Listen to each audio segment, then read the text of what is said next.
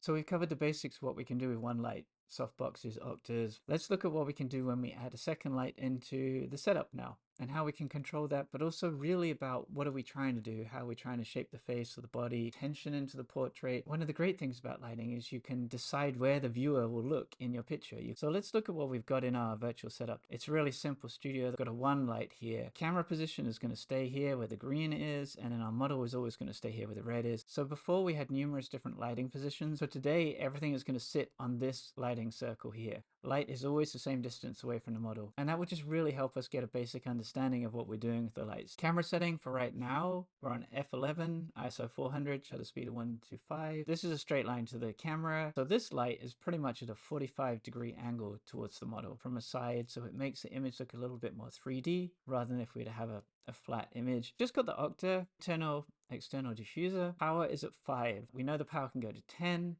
and a midpoint is 5. Exposure is totally fine. It's what we need it to be right now. Let's look at the next image. 45 degrees coming from the other side. Pair those two, because today is really going to be about how do you feel about the image when you're taking it. One of them might make you think, okay, I like this way it's shaping the model's face or the person that you're trying to take a portrait of. Because the exposure on this side of the face is pretty much the same as the exposure on this side of the face, because the power doesn't change on the two lighting setups. You'll have a sort of more emotional attachment to how you read the light from one side to the other. And this is why I think it's good when you've got one lighting setup that you are confident with, like then move that light around the model. So all we're going to do here is just going to move it 90 degrees so it's in a straight line now with the model and it's pushing across, getting some kind of highlight down the side of the body, but it's not giving us enough detail to make a kind of readable image. That's okay. We want to kind of work with this on the other side so we can also see that. And let's compare those two images, getting a little bit more of the face come out, and it's kind of almost a readable image. You're maybe not getting enough information here to kind of really tell what the picture is. This is just giving us an idea of where we might want to then put our second light. We're going to introduce another octa, right? We're going to have it exactly the same. So the octa is the 80 internal external diffuser. The power head is 1000. Power on 5 on this and a power on 5 on this. And we've got an exposure that's kind of okay.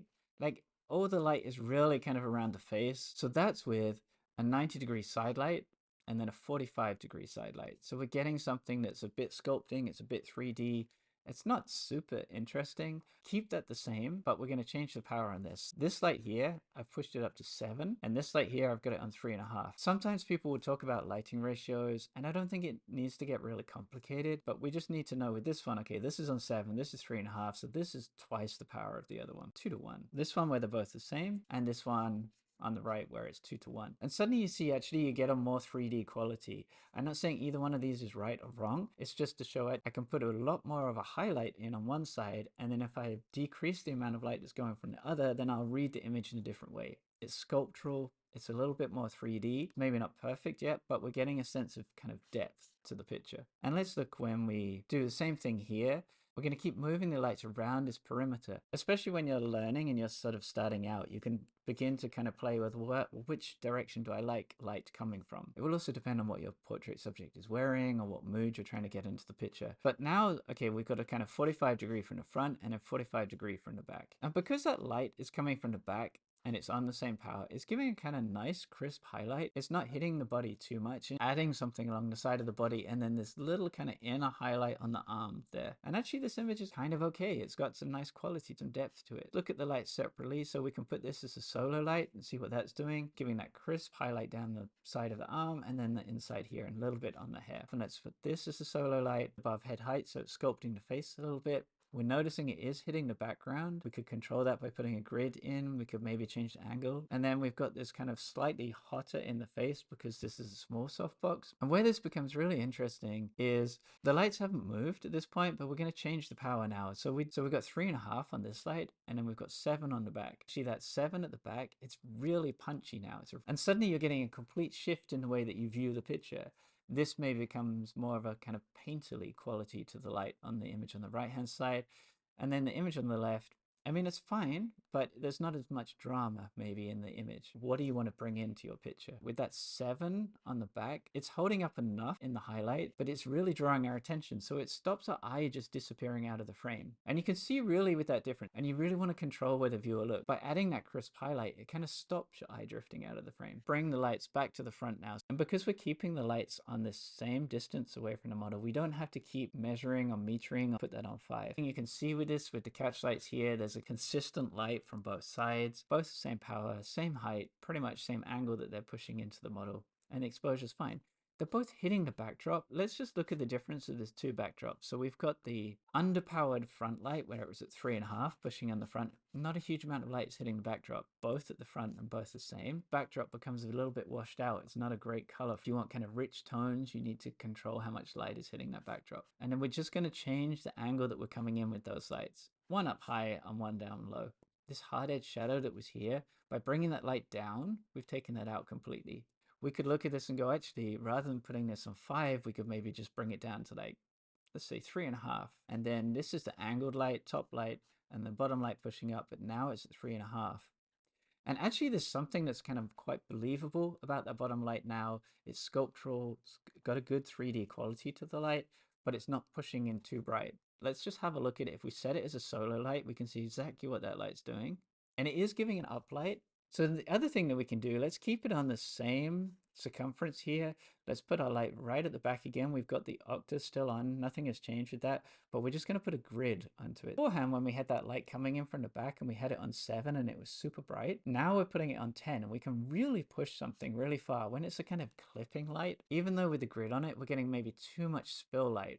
So the angle maybe needs to change. It maybe needs to come down in height a little bit so it's not kind of falling too far over the top of the shoulder. And its overall effect is that we're getting something that's kind of 3D, something that's sculptural. And we take it off as an octa and then we put a grid on it. So we've got a grid number 3, just this kind of open head reflector gives out a huge amount of light. If I put it on 10, you'd see it's kind of blowing everything out. So let's put it down at 7.5 and let's see it as a solar light so we can see exactly what it's doing.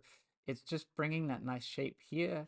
Is going the inside of the arm, but also it's interesting to note this light that's bouncing on the floor and also some of the light that's kind of bouncing around the studio is bringing a little catch light here into the eyes. So even though it's a grid and it's a smaller kind of circle of light, we just got to be aware in a small studio it's going to bounce around quite a bit. Let's put this front light as a solar light. So this is only on 5 and we know that works. It's a nice exposure on the face, right? So let's just bring them back in together and let's compare them to now. So the octa and then the reflector with the grid on it.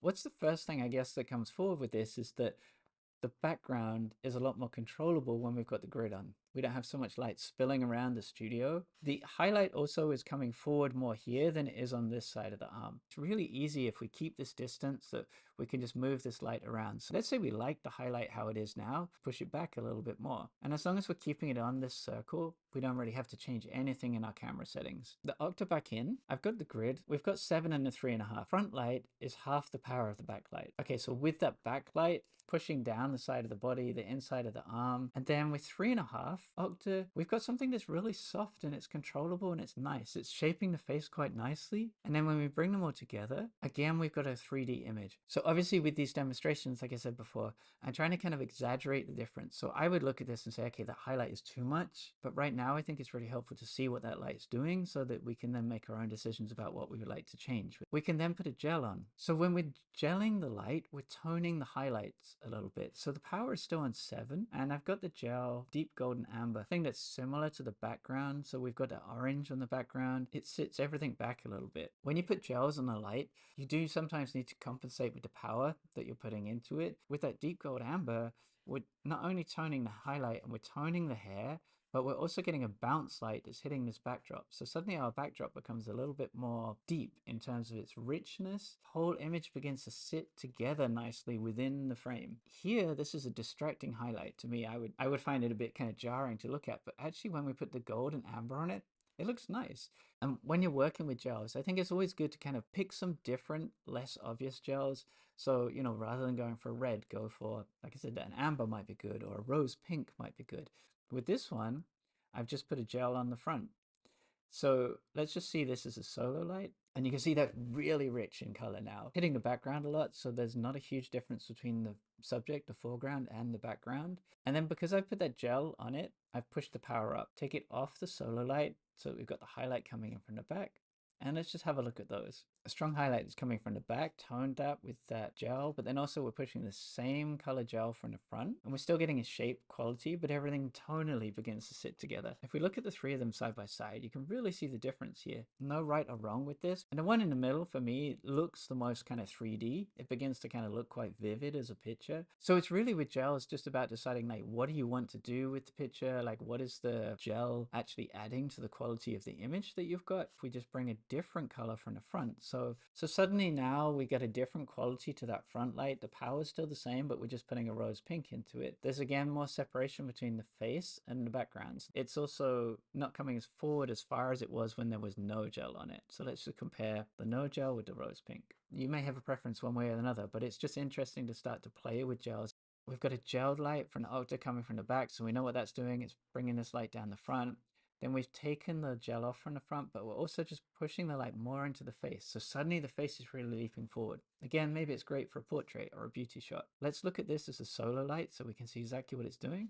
You can see a little bit of it's hitting the background, which you see in this part of the image, but it's kind of bouncing off the floor and so on. More just about bringing the face forward. So we're changing the kind of the way that the viewer will look at the picture. Let's just turn that back off and let's see what the combination of those are. Strong from the front, maybe it's a little bit too strong. But maybe we can look at that and compare it to, say, this image and say, well, actually, this is too obvious now, the one on the right. I want something that's kind of a little bit more subtle, something that's in between some of these. If I move my grid and bring my octa back, this is exactly what we've done here. I've got the octa, it's on power 4. It's a nice exposure, it's fine. And I've got the pink on here from an angle up top on this one. Let's set this as a solo. Power 3. I don't need much power because I know it's a really direct light source. My overall power for the exposure is coming from the other light. This is just punching in. It's just beginning to add some kind of shaping quality. I've got a grid on here, grid number 1, because I want it really tight. Let's take that off as solo light. Let's just put the backlight as a solo light. And we know, okay, with the backlight, we're controlling the overall depth of feeling. We know that we're controlling what's happening with the highlight down here. We've got this kind of spill light that's coming from the front that's giving us a little bit of exposure. Let's take the backlight and the front light now. So this is just the gold amber from the back and the pink from the front. It's great. It's a nice exposure. It looks good. Put this grid on so we can really change where the viewer looks in the picture, or we can change the depth of feeling of the picture. Let's look at it from the top. Like, everything is still sitting on that circle. We could keep moving this grid light around anywhere until we're happy with it. And we want something that's a little bit more controllable, maybe a bit more dramatic, foreground to the background. So we could put these polyboards in here. So they're just flagging off that spill light. How much light is going to hit the backdrop from here without the polyboards? And this is with the polyboard. You can really control like how far does the person come forward in the picture. By putting the flag in here to stop it hitting the backdrop, the face seems to come forward more than it does in this image. What is happening when we take away the backdrop completely? Let's just put this as a solo light, pushing an octa into the floor, bounce around the room a little bit. So that's why we're getting this kind of deeper orange on the backdrop, even though it's a white room. And you can see with this one with the rose pink, it's bouncing off the floor a little bit. We're getting a little bit of an uplight. We're getting a little bit of bounce light onto the backdrop.